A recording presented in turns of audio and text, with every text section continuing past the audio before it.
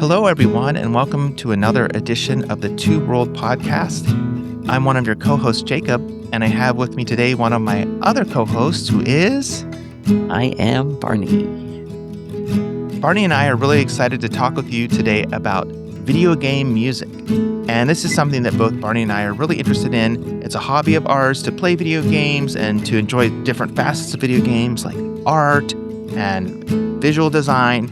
And in today's topic, music design. And so we're going to be diving into that. But before we get started, I just want to ask Barney, since Barney, you came up with this topic, what drew you to it? How did you first think of it? Maybe you could get us started with that. Yeah, I think one of the first things that got me thinking about video game music as a potential topic was I remember a few years ago, I can't say how many, it's probably been quite a few years ago. There was someone on NPR who was talking about video game music and kind of introducing the idea to the audience. And he had an interesting analogy comparing video game music with like a movie score. And he was saying how when there's a movie score, like the director or the people involved with the movie, they tell the person writing the music they need this kind of impact at this moment. So like at 3 minutes and 34 seconds in, there has to be a crescendo or something like that. There has to be, it's very, it's scripted in a way, because the music has to match the action. But the person doing the article on NPR talking about the segment, he said, video game music is so much freer. There's so fewer limits that the person designing the music has that they can really express themselves a lot freer. And he said in his mind, in his opinion, if Beethoven were going to write music, it would be for video games. He said there's no way that Beethoven would be involved with movies. Beethoven needed to be his own boss, and he would be in video game music for sure. And so that kind of put it on the radar for me. And then maybe it was last year or 2 years ago that Nintendo released their own music app for if you have a Nintendo Switch online account, then you can access this app, and they update the libraries that they upload every once in a while, but it's very, very extensive. I happen to have it on my phone, and it's interesting because they have it organized by, maybe themes. One of it said, like I just showed, it said like if you want nighttime music or good night music or break time music, they have those organized by music within games that fit that kind of theme. And then like in my case, I wanted to know how was the music for the new Metroid game, because I'm a big Metroid fan, but I haven't played that game. So I can hear the music on there. But what really got me interested in this idea of music was this app also gives like a year in review. And in December, they have a neat way that they display the information for you, kind of almost like a PowerPoint presentation. It's really nice the way it flows and like says what you listen to the most and how much time you spent listening and stuff like that. And then I thought, video game music is so vast in it, the types of genre that it covers and the amount of development that's been involved. I remember Koji Kondo, who is so famous at Nintendo. He did especially a lot of music for Zelda, how he mentioned how it was such a struggle for him to write the music for Ocarina of Time that was on the Nintendo 64 unit, because he only had access to, I think, maybe 8 notes or so. And since the game is about an ocarina, he needed to make sure that, the music or the notes, the small short songs that he produced could be played on a real ocarina. And then thinking to myself, through all of this, I thought, well, if I enjoy this topic so much, I'm sure Jacob probably has a lot to say on the topic too. So it would be really fun to talk together with Jacob on this topic on an episode. So I said, what do you say, Jacob? And I think Jacob, well, what do you say? I love it. Yeah, thank you, Barney. What a great entry point into this discussion, that NPR interview. And I love the nuance there that comparing video game music to movie scores, there is a certain freedom in video game music. I feel like perhaps the more video games have evolved and the more complex the narrative structures have become, and that with cut scenes, and in Mm-hmm. a way, there are orchestral scores now that are used in modern video games. And so I wonder to some degree how video games have drawn a little bit of inspiration from the cinematic model. But I think you're right, because gameplay is inherently free form and depends on the decisions of the gamer. There is a certain element of freedom they have to build into the score. So it can't just crescendo at a certain point necessarily if Yeah. you're not at that place Yeah. on the board. So it Right. has to be flexible enough to work with what your decisions are. I have, and this is kind of just a side note, I have played some video games where they pair your gameplay to the music very intentionally as you progress through the board. So, for Mhm. example, there's this game called Rayman Legends, and after you beat all of the boards within a certain world, they have like a bonus stage at the end, and it's always a Mm. music-based stage.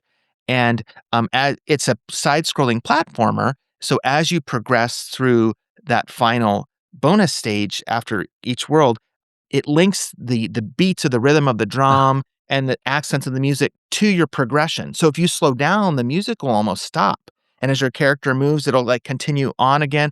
Or if you do certain actions like punches and kicks and jumps in sync, it'll accent it with this the soundtrack. So it's kind of a fantastic marriage of both the pre-scripted planning with the gameplay and what the players decide to do, but it rewards the player for doing things in rhythm with, in that's sync with cool. the music. So that is kind of Wow. cool.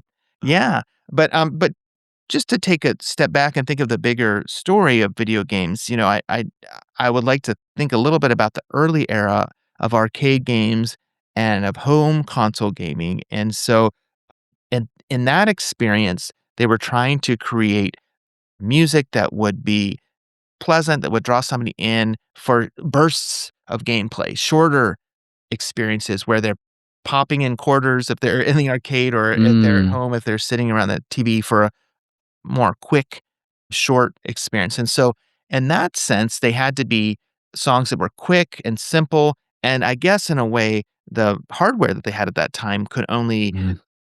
produce a certain number of notes, as you were kind of hinting earlier with Ocarina of Time, and this is even earlier than that. So, Yeah. I wanna highlight a couple games from that era that I think do the simple music really well with the chip tune model.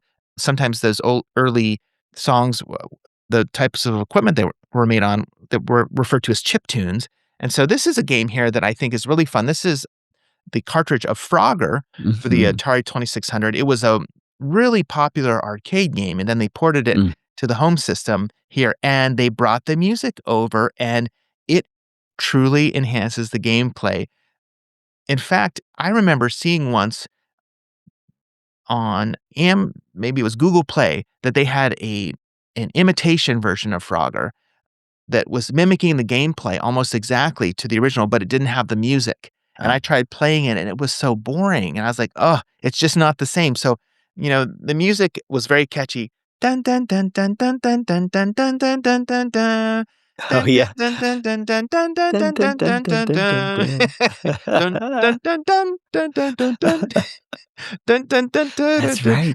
And while that's going, you see a little frog go doo doo doo doo doo doo doo doo doo doo, going across the street and across the little river and then to his little spot. So Mm. music was a wonderful way to enhance that gameplay. And then another story, this game here that I'm holding up called Moon Patrol was an arcade game that they brought over then to the Atari 2600. And for some reason, the default setting, if you don't engage a certain setting, there's no music. but if you engage the setting, because the Atari had these switches you could turn for Mhm. different effects in the game, it plays this really catchy, almost kind of like a blues riff, boom, boom, bang, and it's Huh. got a funkiness to it, boom, boom, bang, da, bam, bam, ba, dum, ba, dam, boom, boom, bam, da, bum, bum, ba, dum, ba, da. And I Huh. remember I just had always played the game with the music on. I didn't realize that there was, if you change Uh-huh. the setting, a way to play it without the music, and I went to a friend's house and I brought the cartridge, and I popped it in, I said, "This game is so much fun."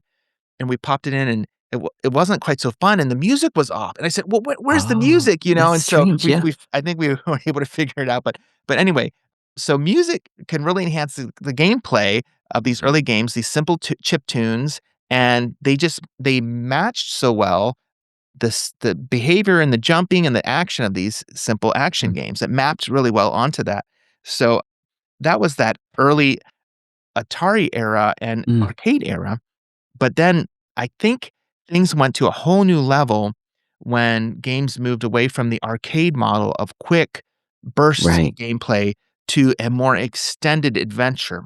And I think one of the first forays into that was the original Super Mario Brothers game that released Yeah. on the Famicom in Japan and the Nintendo Entertainment System in North America and Europe and other places. And so the music, I don't know if Koji Kondo wrote the music for this one. I Do you know? wonder. Let me Maybe you could check. check while I'm pulling Yeah. this up. But, Yeah. anyway, there are so many iconic moments in this game that are marked by transitions in the music. I mean, many people who played it could probably hum some of the main themes. Uh-huh. Dun dun dun dun dun dun, dun. Uh-huh. And then when you go in the underworld, bum bum bum bum bum bum, Right. bum bum bum bum bum bum, bum bum bum bum bum bum. And the bow the final battles with Bowser when you're trying to get by him, and there's that menacing music playing. So In the anyway, castle. Yeah. was it Koji Kondo? You're right, it was. Mhm. Okay, so what a brilliant marriage of game design, a new way of adventuring through a game, scrolling through a world, combined with all of these distinct songs that he created. So yeah, those are some initial thoughts that I have. In Japan, there was a game released called Rockman. In North America, they called it Mega Man. But one interesting thing about that title, Rockman, at least in Japan, was that it kind of matched the rock music that was in the soundtrack. So this game here I'm holding up is Mega Man 2, which was a far more successful sequel to the original and Mhm. is often regarded as one of the best NES games ever created, at least for fans of platformers. And so anyway, the tunes in this Oh, yeah. in this game, they really do rock. And in Mm. fact, I saw a modern cover band named Beat Oh. Brigade has covered this music with actual rock guitars and distortion and drum sets and everything. And their music is out there on Amazon Music and on YouTube. And it is really something to hear how this music, what as it is portrayed as a chip tune, already sounds pretty impressive. But then when you bring it to the modern rock instrument, with all that entails, how it really shines and soars. So anyway, I do you remember? I may Yeah. have yeah, I may have been too impressed with my reaction, and so I might have covered up you saying the name of the band. Could you say the band's name one more time? Yes, Bit Brigade. Big Brigade, Bit Brigade, yeah. yes. And Eh, go ahead, please. yeah, and I can see the connection with Rockman and, like, the real connection with the music because whenever you start a stage, like, the robot, the kind of the boss that's at the end of the stage does kind of do, like, a dance in a way. Oh, yeah. Right. Oh, Yeah, yeah. right before the stage, like the intermission, right, or the intermediate screen after you select the stage, and then it shows the boss that will be there, and then doing the little dance, and then the stage starts. And so there really is a real tie-in with the music with that game now that you mention it. Absolutely. And Mega Man is starts out as this robot boy, Mhm. and his close friend, her name is Roll. And so you have rock and roll. So it's kind of like, there are definite like winks to that. Mm. It gets a little bit Mhm. obscured when Mhm. it comes to North America Mhm. as Mega Man. Right, right, right, right. Mega Man and roll. It doesn't quite sound It as doesn't catchy as yeah, rock why and would roll, there but be a connection? Yeah. but the interesting thing is, so it has all of this music, has all of this catchy rhythmic Mm. rock effect, but some of the early pieces, like the opening for the prologue in Mega Man 2, has this really melodic song that is also really emotion filled. And I don't play piano, but I like that song so much. I painstakingly looked up the tutorial online to learn how to play Oh, that on piano, and that's, like, uh, one of the only piano songs I can play is this opening to Mega oh, Man 2, where they're playing and it's describing his story, and then it slowly mhm, scans up a building mhm. as it's playing, and then it's building in intensity and building, and then all of a sudden, it's a and then the rock comes in, and Mega Man is standing there, like, and the wind's blowing in his hair, and Oh, he's yeah. standing on top of this building, and then when you hit the start button, his helmet comes down on his head, and it goes, Yeah. like and he teleports out. It is the most fantastic, Oh, good. stellar intro to any game. I was so excited, as a little nine-year-old Jacob, Oh, at that yeah. I'm watching it, and it's, like, blowing my mind, and the music's playing, and it's going up the building, and I'm like, "How what's happening next?" And then he's standing on top so heroic, and then you hit the start button, it's like, "Yes, I'm ready." Oh, yeah. But then, if we could continue to kind of bounce back and forth here with Mhm, some of the earlier music, mhm, and particularly just wanna say I'd like to say on the Nintendo Entertainment System, I think music took a whole leap forward. I mean, there were already interesting things happening in the arcade and on the Atari, but just with games that were like a longer form version of mm, play and of story, you had just by nature of that, a greater variety. But then games also started taking in music from other cultures and mm. taking in actually songs that did appear in movies and in terms of licensed games, so I would like to share a few examples of that, like, for example, the game Tetris, which I is a when you were talking, I thought, "I wonder if he's gonna show Tetris."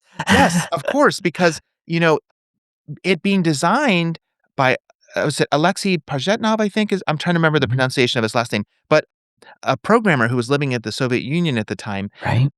When the game was created and then brought over to North America and particularly ported to the Nintendo Entertainment System, they put a Soviet style or I should say, Mhm. Russian themed or Russian style Yeah. music in the background. And so the music really Mm, adds to the mm, gameplay. It's, this mhm. wonderful puzzle game with shapes, but the background music really makes it Yeah. almost like I wouldn't say it elevates it, but you can enter that flow state as you're listening to the Mm. music and Oh, really yeah. it's like the vibe is is excellent. So dun dun dun dun dun dun dun dun I dun know. dun dun dun dun dun dun dun dun dun And then dun dun dun dun dun dun dun dun dun dun dun dun dun dun dun dun dun. and So sometimes you have trouble deciding, like, which background music do you want? oh yeah, that's Because like, right. because You like, do you have some really like options. that one, but then there's the one that's, like, more a little bit calmer, that option that, like, sometimes you choose that one, but you're right with that background music, even though it's just a puzzle game and a wonderful puzzle game, but yeah, that background music it just adds that element that it's not distracting. Like you say, it helps you get into the flow to increase your concentration of all things on the task at hand and in solving the puzzles, making more lines and whatnot. Another game that is kind of a cousin to Tetris is Dr. Mario, and I think Mm, this is now a Nintendo first party game, but I think that they were able to achieve the similar effect to Tetris in that they had some really catchy tunes that matched the mhm. puzzle gaming. Dun dun dun dun dun dun dun dun dun dun dun dun dun. Dun, Dun dun. dun dun dun dun dun dun dun dun dun Bloop, dun. bloop, bloop, bloop. And the little pills are coming down screen, Yeah. rotating. So, yeah, quite impressive. Um, Yeah. an another first party Nintendo game, and this is probably gonna be a theme today to some extent, that really had some heroic Mm. Mhm, adventurous music. I mhm. for me, Zelda 2: The Adventures of Link, which I know is the less known of the Zelda games on the NES. Right. A lot of people Mhm. prefer the original, but for some reason, for me, I was Oh, really yeah. into side-scrolling platformers, and so Zelda 2 has a side-scrolling style Mm, platforming, mm, mhm. uh, mechanic, and so I was really drawn to this one, but it is different in a lot of ways and feel from the original, but it has a Mm. lot of common shared elements, but the music is so heroic, It's really and good. And the music on the original, of course, was Mhm. fantastic too. So, if I'm not mistaken, the original actually had enhanced and had an additional audio channel on the Famicom disk system. So if Mm. you played the original Zelda game in in that way, you would hear a richer sound effect, which I heard Huh. existed for some games, and then eventually Nintendo started adding chips to NES cartridges that could, reflect some of the richer sound. But that heroic sound, Mm. that adventuring dun dun dun dun dun dun dun dun dun dun dun dun dun dun dun. Now my rendition is not very heroic, but, trying to get but that was kind of copied by a number of other games, and so this is an example of a game, Eight Eyes, that tried to piggyback off of the excitement Mhm. around Zelda and games of that genre, and I really liked this game, and I thought the music was quite catchy, but it never reached the level of recognition of a Mm. Zelda or something like that, but it was another interesting game on the NES musically. So but if it's okay, I wanted to also highlight licensed games, and, Oh, yeah. these are games where we love the music already from a TV show or a movie, Mhm. and then they helped sell the game version by bringing in the music, and so Ah. a few of these that I'm gonna hold up right now will be pretty well known. Top Gun. When when I was in elementary school, there were a number of us who thought that when we grew up, we were gonna be Oh, pilots, yeah. and we saw this game, and, the music was so iconic. Dum, Yeah. dum, dum, da, da, da, da, dum, doo, doo, doo, doo, doo, doo, Oh, doo, yeah. doo, doo, doo. Yeah, so anyway, having that music in the game really enhanced it, Mm. even if the graphics were a far cry from the action sequences of the movie. That hearing the music, we thought, "Oh, Mm. it's kinda like, reliving the movie a little bit." Oh, yeah. Another interesting one, John Williams, Jaws, Oh, which yeah, yeah, yeah, incidentally, yeah. for years, it's been impossible to play this game on modern platforms, but apparently Limited Run Games is re-releasing it for Switch.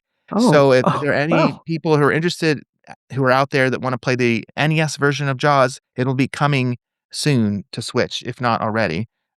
So, if any of you grew up and liked Disney and would come home from school in the afternoons and watch some TV, DuckTales was a fun cartoon from that era, Oh, yeah. of the Mhm. '80s, and this video game version for the NES was fantastic. Interestingly, one of the most famous songs from this cartridge is not the opening theme of the cartoon, but it was, the moon theme. And, Oh, Capcom in this era, like, we already mentioned Mega Man, which was, right. developed by Capcom. They were masters at chiptunes, and Oh, bet. the chip the driving kind of excitement of the chiptune music, and their moon theme song for this DuckTales game is really well known, so much so that in the, like, Disney Afternoon Collection, which as is coming out also That's is so out cool. now on Switch and Switch 2, and came out, years ago on Steam and Xbox and PlayStation. Anyway, I think as its main theme music, it might use that moon Oh, theme from the wow. song. Oh, wow. Doo doo doo doo doo doo doo doo doo doo doo. Anyway, I'm not doing it any justice, but then I don't know if we've talked about the Ninja Turtles before, but, Mhm, mhm, there was a mania, for the Ninja Turtles, with the cartoons and the mhm. merchandising and so many things in the '80s, the movies, and when Konami released the NES game, in a lot of ways, it was kind of a strange gameplay experience. You could play as all 4 turtles, and you did go through a world. It was a platformer, and you would fight some familiar enemies, but Mhm, a lot of the enemies were kind of strange, made up mm, characters that weren't in the shows. But the music, it wasn't drawn from the cartoon for this, but it was really well done. Konami mhm. was also masterful at chiptunes from that era, and so the music from this original Ninja Turtles game was excellent. And I have seen some people do modern covers with like electric Oh, guitars of this, too, the opening of this. And then the sequel Ninja Turtles 2, the arcade game, is has music that is quite excellent, and this one then draws from the arcade, which drew from the cartoon, and so there's some really excellent music here. So Mhm. basically, what I'm trying to say is that a lot of licensed games built upon the momentum from movies or cartoons in a creative way. And I just, as another honorable mention here, the Batman game for NES had some really like dark, gritty, Mm. boom, like at the opening, you just see this silhouette of Batman standing there, and you hear this Mhm. low driving music. It's really well done. Another Konami game. So if you're hearing a common theme, Konami, Capcom, and Mm. Nintendo were masters in the '80s of these chip tunes, and then as video game hardware progressed, we had also the evolution of what was capable, and, video game systems were then able to have richer sound effects, and then licensed games on later systems had even a greater variety. This is Aladdin for Oh. Sega Genesis, drawing really well on the movies and having a much more faithful sound. And then if you go even further, something even more impressive, Super Oh, Star yeah. Wars for the Super Mhm. Nintendo. That opening crawl with the John Williams, Yeah. Star Wars theme, it sounds quite impressive on a 16-bit system. I think the sound chip maybe was designed by Sony, if I'm not mistaken, for the Super NES, but very, very good sound chip, and so that this was an impressive opening to that game and really set the tone. And then just 2 more games from that 16-bit era. I'm sorry, Barney, I'm just, going and going No. here. I need to stop after the 16-bit segment and give you a chance to respond, and if you wanna jump in here at any point, Mhm. please do, Mhm. but I would like to just suggest that Yoshi's Island, Super Mario World 2, Yoshi's Island Oh. is a very rich sounding game for the Super Nintendo. There are so many catchy themes, and this game is a platformer, but it has a lot of exploration. It really rewards you taking your time searching around a board for hidden things, and so the Mhm. music really becomes your companion as you do that, because since you're taking Oh, so much yeah. longer, you can really Mhm, mhm. savor the themes and the tunes, and there are a few mini games that also have clever music. I just can't say enough about how excellent the music is on this one, so really, really impressive. And then the last 16-bit game, I'm gonna hold up here. I was talking about gritty, themes Mm. earlier and rock themes, is Street Fighter II was an arcade phenomenon during the 90s, and really, coming from late '80s and early '90s, Mhm. arcades were transitioning from there was a greater emphasis, I think, on more competitive games, maybe fighting Mm. games and things like that in the early '90s, and so Street Fighter II became very popular, but its music was quite catchy. Dun, dun, dun, dun, dun, dun, dun, dun, dun, dun, dun. Capcom once again developing it with a kind of a Yeah. rock theme, and so, yeah, another interesting 16-bit era game. So, that concludes my retro Right, right. segment. I have modern things that I'd like to share Mhm. that I Mhm. think are really nice, but I wanna pause and give you a chance to react. So, were there any things that jumped out to you, Barney, when I was sharing just now that you'd like to comment on? Yeah, yeah, I really picked up on how you mentioned and really got right on you got it exactly right, how the music sticks with us, and it really I think it creates the memory of why we like games so well, certain games, and then it also really makes such a huge difference to have that music or the different music is different type different songs within the game as we're playing through them, like what we talked about with maybe the different music for Tetris or like with Legend of Zelda on the NES, and then the the first 5 notes of when you enter a dungeon, doom, doom, doom, doom, doom.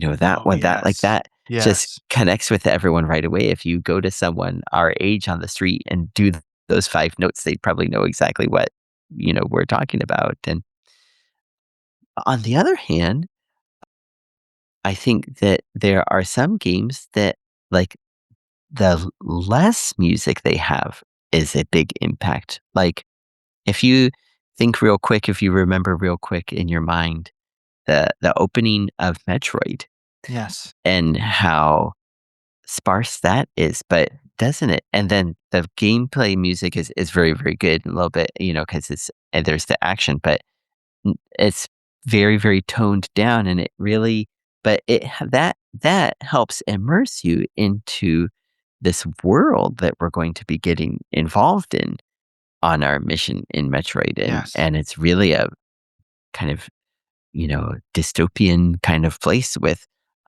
things have been ravaged in this Yes. world, and it's a very, very dangerous place. And then just that, I think there's just a handful of notes in the opening theme, but even so, that when I first downloaded the Nintendo Music app, that was the first song that I played, just because that one sticks with you for its simplicity, but its emotional impact, like you say. Oh, yeah. And yeah. I that's a really good example. The use of music and then the absence of music or sparse music Mhm. really sets a tone, and, yeah, Super Metroid is Oh another, yeah. eh, in that series that really builds Mhm. on that, where you and that also starts to build on almost a cinematic in a cinematic way Mm. in moments with almost like a cutscene or a way of telling the story that where you're piecing together, okay, what's happening? You're right, it's dystopian. It's almost in some senses like a little bit like a horror genre. Like it's Oh, scary at the uh-huh. very least. Like Mhm, mhm, something's mhm. happened here. What's happened here exactly? You're sent in as almost I don't know if you would be considered a bounty hunter, but you're on a mission. You're trying to, you know, figure out what's happened, Mhm. putting the pieces together, and that absence of music for sure is creepy and Yeah, eerie and the subtle yeah. sound effects. I agree Mhm, 100%. Yes. mhm, And I don't know if you've played any of the Metroid games for the Game Boy Advance, but there was one called Metroid Fusion where mhm, there is a dark version of Samus, somehow like almost like an evil clone version of Samus, who, your main for our mhm. audience who maybe is not familiar, Sure, your sure, main sure. character's name is Samus. And so there are eerie moments, like, where you're going through the world where you hear this, like, sound and this kind of I don't know if it's like almost like theme music as the Dark Samus, like, walks by, and you're real still because you don't wanna be detected. You don't wanna, battle or face your dark Right. self quite yet, and you're kind of hiding, and it's just so eerie how it builds that, and then you're exploring more and it's quiet, and yeah, Mhm, basically, I'm agreeing with you 100%. Metroid mhm. is a master at that those who developed that game are masters at the use of sound and Yeah, lack of music at times. right. Yeah, good point.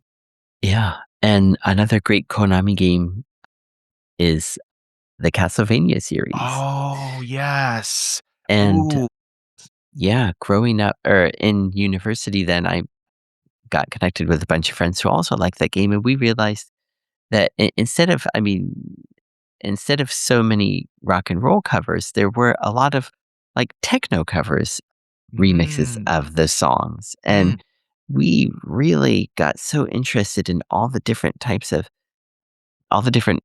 versions, that people, like you say, like, just bands get out there and they wanna make this kind of music, because the video games meant a lot to them, and it's not that they thought this is a genre that is underrepresented. It's that they wanted to make this music, and because the music from the games meant so much to them, and then they thought how cool it would sound if they adapted it this way. And I know in an episode that you and I and Lena did a long time ago talking about symphonies, symphonic renditions of different games, of different music from games before, as you mentioned, they started to have more symphonic orchestral scores.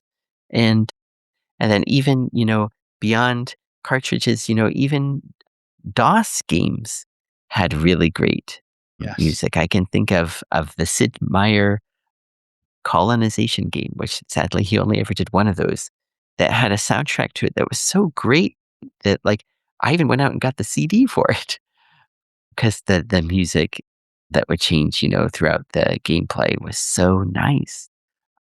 and That's it a was good done point, Barney. yeah, on I DOS, yeah. I'm glad you said that because I would also add, you know, on DOS, you had, the greater capabilities of a computer, but as Mhm, video game systems evolved and we were talking about cartridges, when they went to CDs, like, for example, the PlayStation 1 was one of the first major gaming systems that had a CD-based technology for a home console, and they could mhm. fit so much more Oh, on yeah. a CD than in a cartridge, and so they could fit actual larger songs, like, instead of Mhm, having to emulate them through chip technology, they could fit a song on the CD.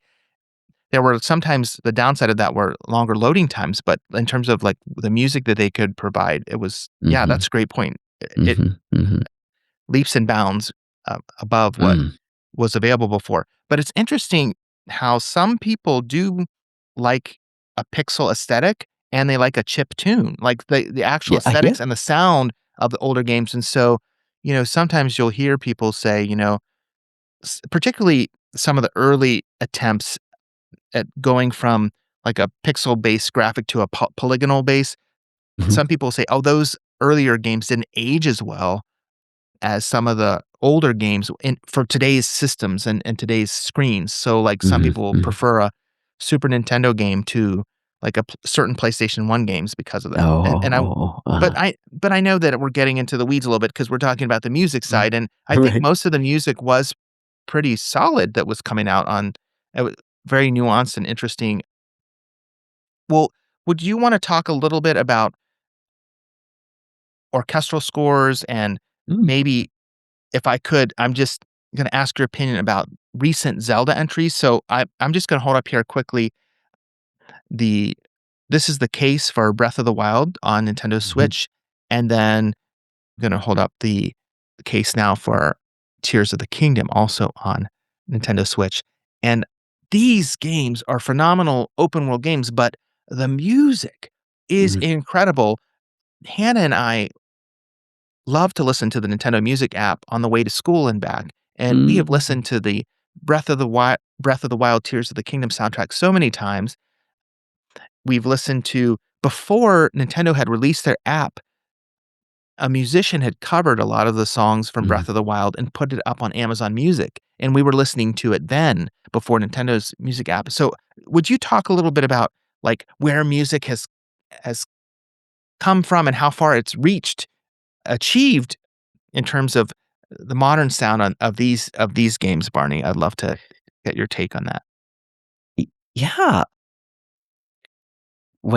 yeah, especially I think you and I have both played a number of the Zelda games, and, like, when I think of, like, the different areas, like, from Ocarina of Time or even the SNES one, the Super Nintendo one, Link to the Past, they have the Kakariko Village, and every area has its own music.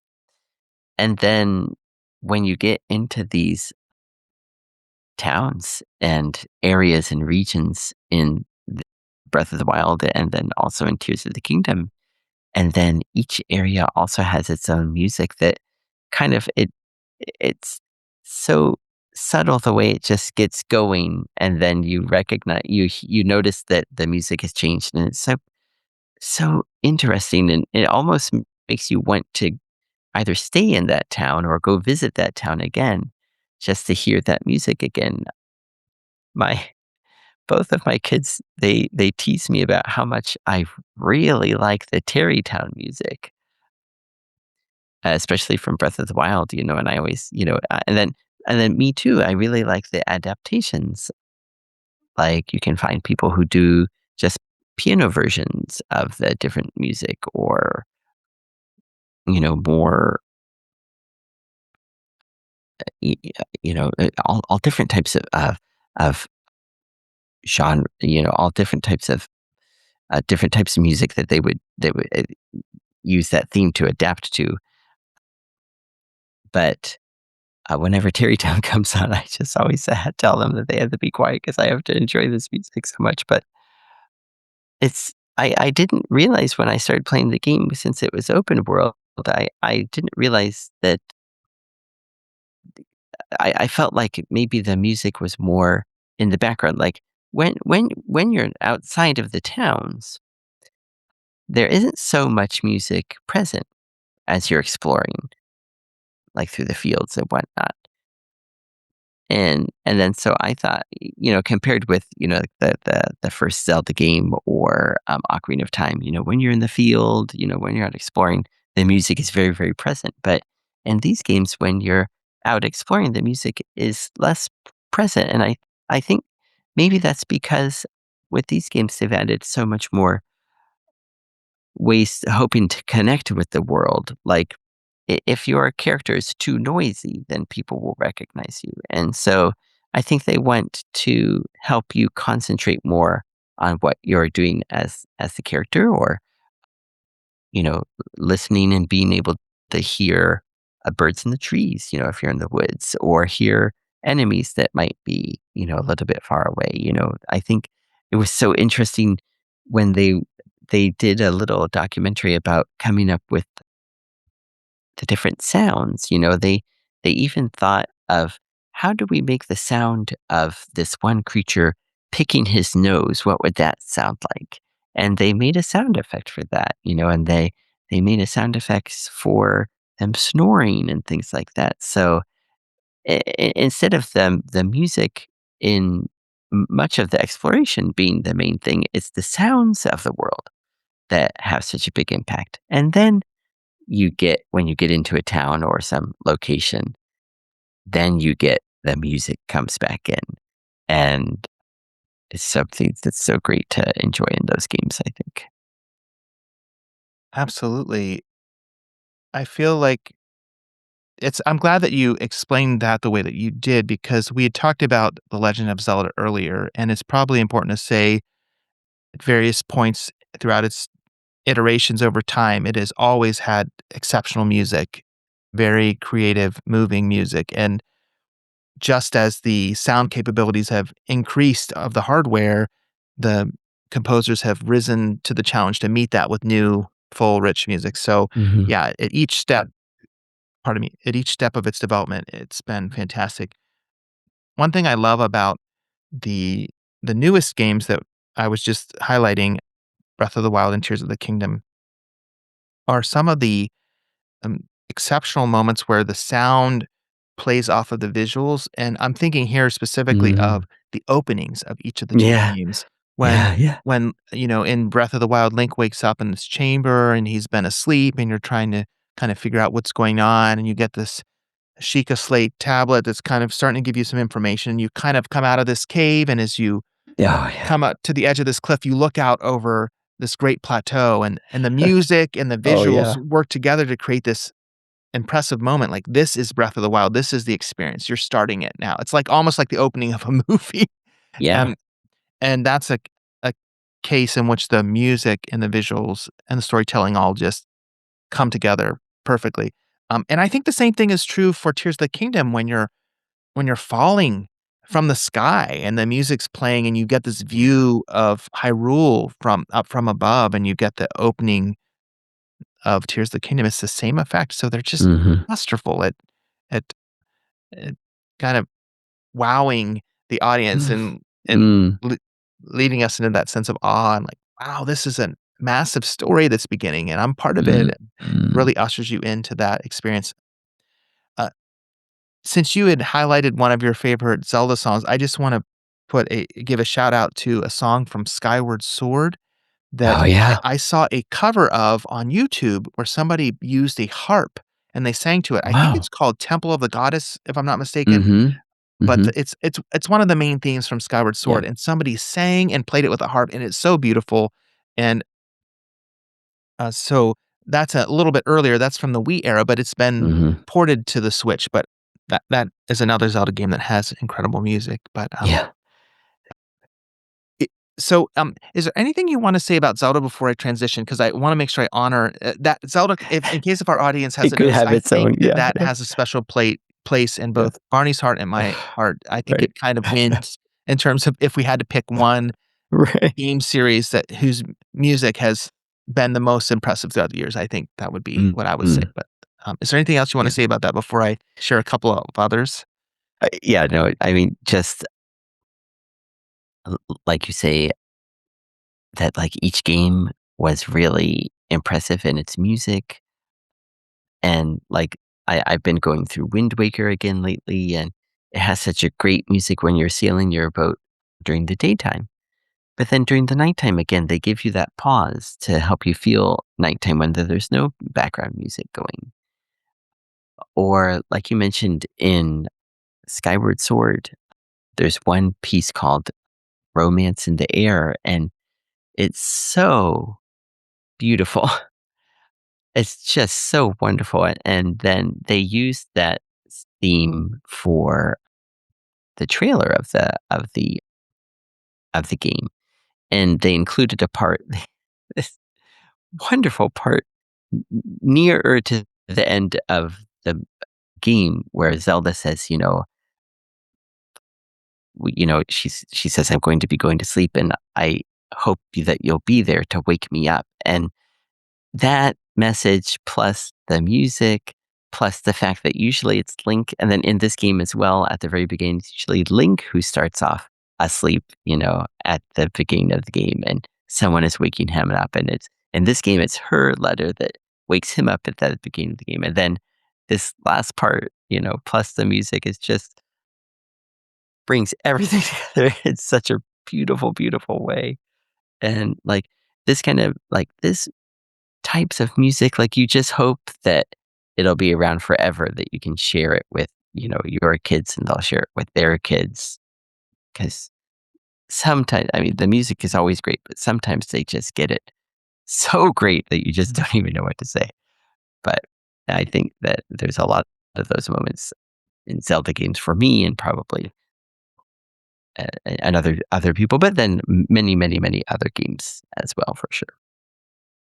As you're talking there, Barney, it just was making me think, for somebody who's not a gamer or who doesn't really know very much about video games, they might think that that medium doesn't have a lot to offer Mm, artistically or creatively, and maybe this moment in our episode could just be a chance where we say, th it seems to us, at least I'll say for myself, like, there is so much creativity artistically, musically, visually infused in so many video games that they are a very powerful medium for storytelling and art that you wouldn't always think or assume would have the staying power that they do. But for many, I think generations now, like you said, they want to share these experiences with their children or in some cases grandchildren because games are getting old enough now that it could mhm, be into a third generation or so of yeah, people that would want to share these with their kids. So I think it's kind of maybe an opportunity to just say, or we have an opportunity to just say, to think about this as another category of art among the many mm, different forms that are out there right now. So just throwing that yeah, out there too as I another agree. consideration. But Mhm. um, well, I have two final games that I wanted to highlight. One is Super Mario Odyssey because Mm. they have a really interesting jazz song in this Yeah, piece, Jump Up Superstar, that is so iconic in the opening, yeah. but there is a moment in this game, and I'm sorry for those who haven't played it, this is a spoiler alert. If you don't wanna know anything about this game, then you wanna stop watching for the next minute or Fast so, but forward to and yeah, fast yeah. forward. But, Yeah. but you when you beat the New Donk City board, at the end, they reward you by going to this concert, a rooftop concert, and then you're able Mhm, to play through this celebration of Mario and its early heritage where you play through a series of boards, and then at the very end, there's a giant Donkey Kong that mhm. you have to defeat, and the boards are just highlighting some great moments from the platforming, and it's all framed within this modern wrapping of Super Mario Odyssey with the jazz music playing in the background and enhanced visuals, and people are Mhm. watching you as you're running through as a little 8-bit Mario jumping over things like you would have in the early games. And it's one of the most impressive, in my view, modern homages to earlier video gaming. And when I had that experience, I thought they just totally get the the nostalgia and the appreciation some gamers have for the early, expressions of video games, and they've been able to infuse that into this modern game in the perfect way to bring together the 2, and so, anyway, just wanna highlight that as a very special Mhm. song and moment from that game, and then the final thing that I wanna hold up is, Super Smash Brothers, Oh, um, yeah. and, Ultimate, and this is interesting because in a way, it is an homage to video gaming in general because it collects so many characters, not just Nintendo characters, but it brings in Capcom characters, it brings Mhm. in Namco characters, it brings in, Pac-Man, for example, it brings in Sega characters with Sonic, it brings in did I say Mega Man already? Capcom Mm, Mega Man? I think Yeah, oh, I said Capcom. And I think they maybe have Konami characters. Anyway, and each Oh, they character do? that they Mhm. they include has a modernized take on the original game themed music. And so there are so many great classic songs that have been brought into the modern era with the modern updated versions for this soundtrack. And so one of the features you can play the games, but you can also go into a certain section of the game and just listen to the different soundtracks of Mm. the music. So I just want to hold this up. It's like if you were wanting to get a broad exposure to a bunch of classic games Mhm. all in one package. This game has almost like a jukebox type setting where you can go in and listen. And now we do have the advantage of having the Nintendo Music app or other modern streaming services like Spotify do have some game music on them. But anyway, it's kind of fun to have it all collected in one place. So, Yeah, and about it's interesting that you mentioned that game because my kids like that game a lot, Smash Brothers. I typically don't gravitate toward fighting games, but then when I see them play that game or if I join them occasionally, the one thing that sticks with me is the music from that game. So, like, later the day, I'll be going, "Dun, dun, dun, dun, dun, dun, dun, dun, dun, dun, dun, dun, dun, dun, dun, dun, dun, dun, dun." you did that really well, Barney. Yeah, thank you. Yeah, like, that the so, the music from the games, I think, as you touched on earlier, even if people might not think that games have a lot to offer, maybe for some reason or another, they might find that they really do enjoy just the music on its own.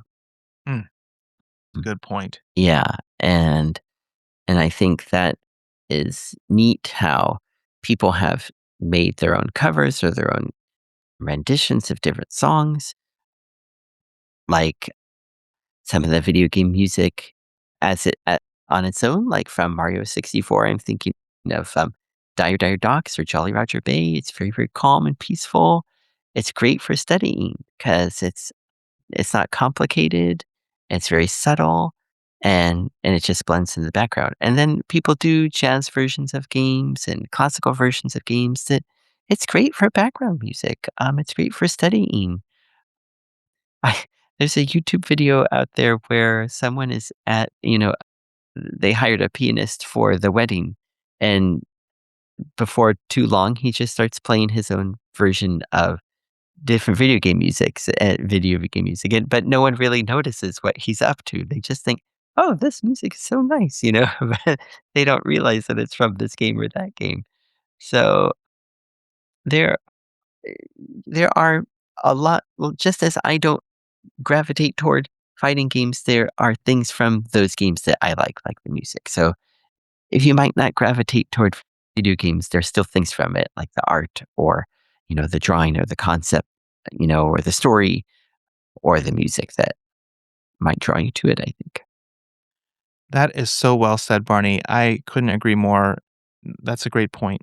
And if I could, as you were talking there, and you mentioned jazz themes and people's Mhm. adaptations of this music, Mhm. I just wanted to give a few final honorable mentions Yeah. because I forgot to mention these earlier, but there's a game called Cattails, which is a cat RPG where you can play as a cat and you make friends with other cats. And my daughter Hannah really enjoys that game right now, and, we'll often listen to the soundtrack going to school and coming back, and it is a jazz style soundtrack. Mm. It's not I mean, a person hasn't even had to adapt it as jazz. The original music is in a Oh, jazz well. flavor, and so, just wanna throw that out as an honorable mention to our audience. The Cattails is a great soundtrack, and I found that on Amazon Music. which is really fun and probably on other platforms. And then Mhm. another honorable mention is actually the music to Minecraft is very Yeah. melodic and Yeah. ethereal and Mhm. relaxing. There I found 2 albums for Minecraft that we listened to for quite a long time over the past couple of years when we would go to and from school, and they're very relaxing. We found them on, Amazon Music, but I think they're also on Spotify and elsewhere. Mm. But, I will say, I don't know why this is, but one of the most relaxing songs in that soundtrack, you could almost fall asleep to the soundtrack, but they have a chicken character in Minecraft, and at one point, I don't know why, but the chicken there's this sound effect where the chicken dies, and they play that in the middle of the soundtrack. It's like, it's going along, like, we're relaxing and, and you're like, "Ah," like, I can almost fall asleep, and then it's like, it goes, "Ah, ah," and it just happens once, and the sound effect I don't know why they thought they thought that would be fun, but, they put it in there, it's a kind of fun joke. But anyway, so on the official soundtrack, you Mm. hear that at some point, but anyway, the other thing I was gonna say is there are some really fun a cappella, Mhm. versions of songs, and so for fun, if somebody wants to look up a jazz rendition or rock rendition or piano rendition, maybe consider also a cappella and then plug in That's your interesting. favorite game Wow. music. For example, that I mentioned the Moon theme from Mm. DuckTales. There's a really great a cappella version of that on Wow. YouTube that I've seen before. It's really fun. So anyway, there's all types of varieties of of of music and ways that people have covered these songs in their own unique styles on YouTube and elsewhere. So it's kind Mhm. of fun to go out Mhm. and explore that. Thank you so much for doing this episode with me, Barney. I really enjoyed it. And I just want to ask, are there any other questions from your end or things that you'd like to mention before we close? No, yeah. Me too. It's been so much fun talking about this topic that I think, Jacob and I, we both like music in general. And then when you have the chance to look deeply into, kind of the music that isn't it's not the main part of the game. The game is about the action or, the puzzle solving or what you're doing during the game. And the music just happens to be going along for the ride. But when we have the chance to look at it deeply and kind of extract that music, then we realize there's even a deeper level to appreciate to the games. And so we hope that you also coming along for us on this journey, maybe learn some interesting things about the history of video game music, how and why it was used originally, and where it is now. And maybe you have your own favorite games that we didn't mention that you want to tell us about at one time, or music from those games. So we hope that we would like to say thank you for joining us today and the Two World podcast. And so for me, Barney, with Jacob, we would like to say that we are looking forward to the next episode and hope you are too. And we will see you again then.